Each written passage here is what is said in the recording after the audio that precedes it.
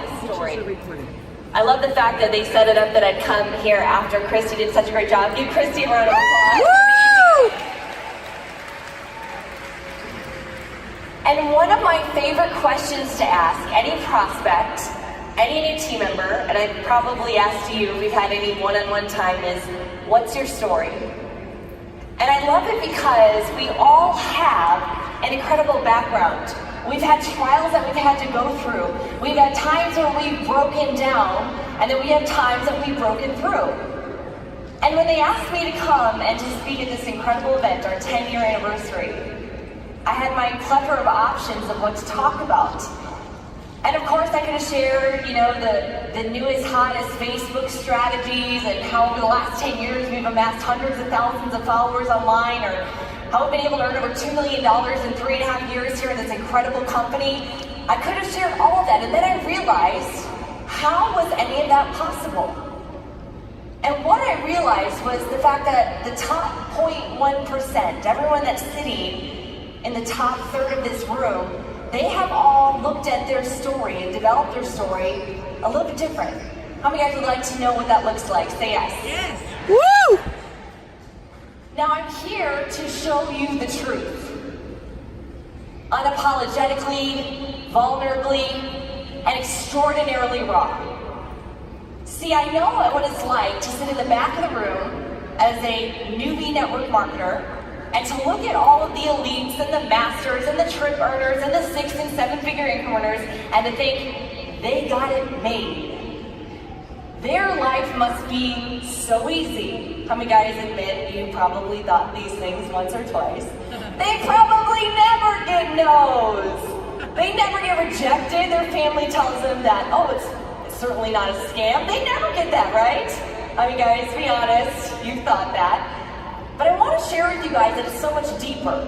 See, every single person that you come across in life, and certainly as your mentors, is they have two people. They have the external person, which is who we project, what we wear, what we do, our rank, our title, our bank account, and I call it our mask. It's the, how are you? I'm fine. How you doing? Oh, I'm good. When you're totally breaking down inside. See, our internal person, our second person, this is our thoughts and our fears and our doubts. These are all the experiences that we've had. These are our emotions and our beliefs. And I love digging into somebody's story because here's the truth. Every part of our story has been molded by the wins and the losses and the peaks and the valleys, and everything that we have gone through in our life has culminated to who we are today. And I want to take these next few minutes and I want to give you guys a skill set. How many of you guys are ready? Say I'm ready. Ready. I want to give you a skill set because the next time, when you leave this room today, when you fly home tomorrow, when you're ramping up to do your influencer run, when you're trying, you're like earning as much Cancun cash as possible. Who are my Cancun girls and men out there? Yes, my amigos, amigas, you're gonna join us? I know that you're going to eat the dirt. I know at some point you're gonna fall, you're gonna fail, and you're going to have to choose, am I gonna be a victim of my circumstance or a victor? Am I gonna sit and sulk in this trial, or am I gonna triumph? And am I gonna be on a first-class ticket to the Hot Mess Express, or am I gonna turn this situation into a message? And the title of this talk is really about breaking down or breaking through. Now, a couple times during this conversation, I'm gonna say to you guys, I had the choice to break down or I could break through. Let's practice. I had the choice to break down or I could break through. One more time. I had the choice to break down or I could break through. Now, in doing this conversation and being super raw, I'm going to share some intimate details of my life that I've gone through, and it's not to elevate me by any means.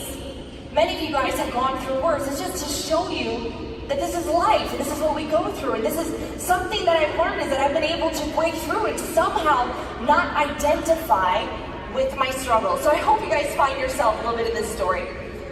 It It really began for me back when I was 15 years old. I was your typical teenager, worried about boys, getting good grades, being popular and accepted and fighting acne.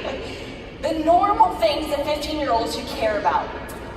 I was also in musical theater, and the opening night of one of our plays, I became really sick, and I kind of thought it was stomach nerves. Well, unfortunately, those stomach issues continued on for several weeks. Ended up having to go to a gastroenterologist, a GI doctor, and I got diagnosed with mild ulcerative colitis. How many of you guys have heard of ulcerative colitis? Kind of like Crohn's.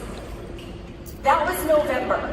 6 weeks later, I was admitted to Children's Hospital in Milwaukee, Wisconsin, and they took me into emergency surgery. That is me, if you guys can show the picture. And I want you to take a look at my left hand. That's white knuckling the opiate button. In fact, I was in so much pain, I was literally wasting away in front of the doctors that they thought I was just some young little druggy kid trying to get morphine. And so we had to battle that. They rolled me into emergency surgery the day after Christmas, where they opened me up and they took out my entire large intestine. They said if I had waited, if they had waited even 8 hours, I would have been dead. I would have died from sepsis. I wake up from that surgery. I spent another 2 months in the hospital. 10 CAT scans, dozens of surgeries, reconstructive infections, you name it, it went wrong. At my 5'11" frame, I got down to 112 pounds.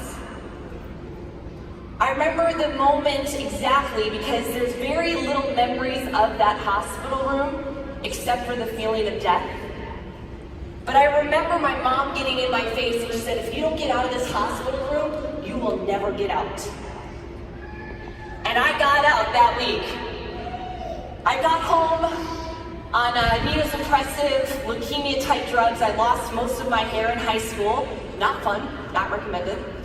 I had to live with an ostomy bag for several years until they reversed it, which is when you basically go to the bathroom. Can you imagine being 16 years old and being bald and having to go to the bathroom in a bag? Oh. I learned very quickly to have thick skin. I learned very quickly that I had to break through the stigmas. I learned very quickly the power of taking care of your body and your temple. I could break down or I could break through. Life got very interesting in 2006. Thankfully, I was finally able to get some restoration to my health when I turned 18. It was about 30 some odd surgeries from 15 to 18. And in 2006, I was 21 years old and I got introduced to network marketing. I'm so grateful that I got dragged down to a meeting to the Phoenix area airport Marriott. And I started at the tender age of 21. I had 81 people on my name and I was awful. Gosh, I wish you could have been there my first month. I was doing 2 to 6 presentations a day, and my first 30 days in network marketing, guess how many I signed up? 0. How'd you guys know? 0. It was awful. And for the next several years, I struggled. I called it my not-for-profit MLM. Because I'd make a few hundred, and then I'd spend a few hundred, and then I'd make 1,000, and then I'd go to an event. And I was so frustrated because I could recruit. I finally figured out the skills. I was going to all the events. I was doing what I thought the top earners were doing. I was listening to the tapes, and somehow it just wasn't working because anybody ever been there before? You're like, come on. But I knew, guys, that I could break down or I could. I was really lucky to have great mentors in my life that started to introduced me to the concepts of social media. This is back in 2009 when there was nobody on social media, nobody on YouTube except for like cats. I started recording videos, I started building a list, but then the economy crashed. And at the time, my then husband owned an insurance agency that was built upon real estate. So when the economy crashed in Phoenix, Arizona, we were thrown into 3 foreclosures. Not 1 home, not 2, 3. 3. He claimed bankruptcy, we launched our traditional business and had to fire 3 employees. At this point, I'm 3 years into network marketing. What are we doing network marketing? We sell the dream, right? But I was po. Not even poor. I couldn't afford the OR. I had to go back and get a job. This is me as a 3-year network marketer that had to take my ego off and had to go back to work. I called it a project. Put the picture up there. This is me at my half cubicle. I didn't even get a full cubicle. Got a little half cubicle. And thankfully I learned skills at that mortgage company, became the top closing person, was closing 20 to 22 loans a month at 24 years old, because I could break down, or I could. Now in 2011, my life changed forever because I met a woman named Tara Wilson. Yay! And I said to her, teach me to crawl, walk, then run. She was the equivalent of an elite after 90 days. I said, grab me, I'll do whatever you say, whatever you say, even if it sounds dumb. I reached the top female earner of that company in 16 months. Woo! Here's what's so amazing. My past did not dictate I was a failure for 4.5 years, and in 16 months making 7 figures. This is me in front of 15,000 people speaking at a convention at the Miami Heat Arena. And it was amazing until it wasn't. The company was a typical pop and drop, and over the course of 4.5 years, we had 300,000 customers join our team. The month we left, 3,000 remained. I watched 90% of my business fall apart. I watched 90% of my elites leave. I was told to my face that I was a horrible leader. I was told when we left, we would never go back to the top. Well, I'm saying right now, told you so. Woo! And I could have let those things get to me. How many guys have ever had that? A person that said, you can't do it, you're not gonna make it, what do you think? You dream about these things? Guys, you have the choice, you can break down or you can. Fast forward to October 10th. By the way, 1010 is my lucky number. Just saying. Has been all my life. We joined LifeVantage, and it has been one of the single smartest decisions that we've ever made. So grateful to this company. Woo! But guys, it's not been easy. It has not been easy. We have had so many trials. It's not been the company. The company's been amazing. Here's what's happened. I want to give you guys my unbelievably raw timeline. You guys ready? Still with me? 2017. I'm a little over a year into the business. My stepdad who raised me was diagnosed with rapid onset dementia. It's not a disease I would wish upon anybody. You watch your loved ones slowly fade away. A few months later, after years of trying to conceive a child, I found out that I was infertile. My previous surgeries had destroyed my fallopian tube so badly there was no chance to ever naturally conceiving. In the midst of an in vitro fertilization, and by the way, if you're trigger squirmish, you might want to not look at the slides. In June of 2018, during an IVF cycle, we realized and found that the doctor saw a 5-inch mass on my right ovary. They didn't know if it was cancerous, they didn't know if it was benign, but what they did know is it had to come out before I'd have a baby. And in that time, guys, these doctors told me, they said, this is a life-threatening surgery, but you have no choice but to get it done. And so I was like, well, that makes sense why I'm so bloated and in pain all the time. And so finally, guys, we booked the surgery. It took 5 months for 2 of the best surgeons in the country to get together at St. Joe's in Phoenix to do my operation. But in that process of waiting, of hoping, of contemplating, of praying, is this going to work? Am I going to make it? What happens if there's complications? My marriage imploded. And being a woman of faith, this is probably the single worst thing I can possibly imagine. And in that time, I'm leaving my marriage and I have surgery. 8-inch incision, what was been an 8-hour surgery, they did it in only 3.5. God was there in that room that day.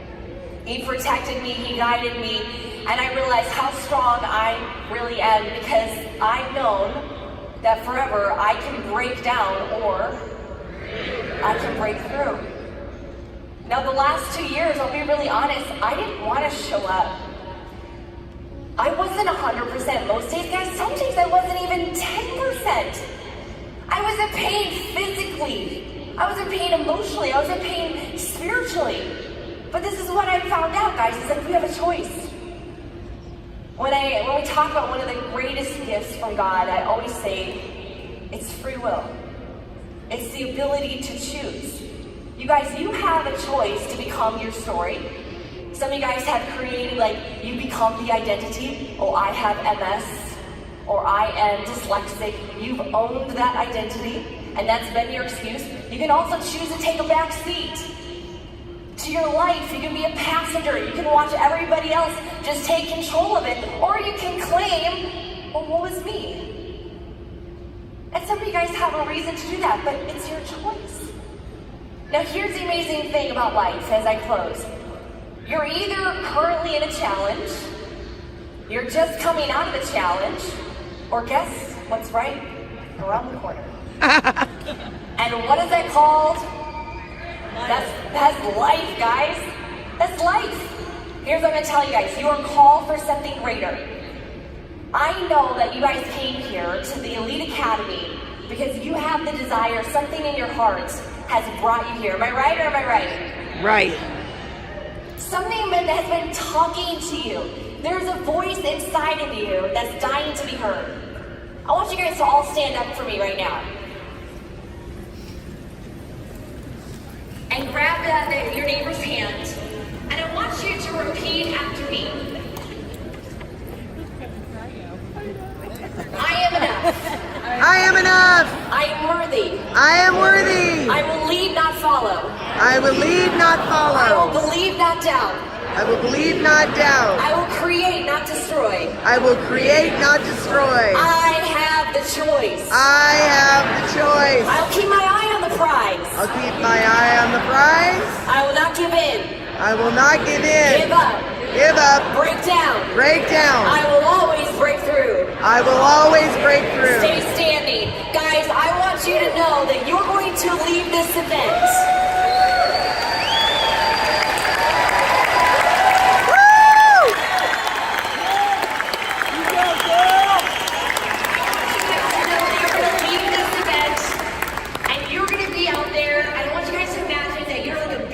Racer at the starting line, ready to run influencer, ready to rank up, ready to tackle your dreams, ready to break through, and you will.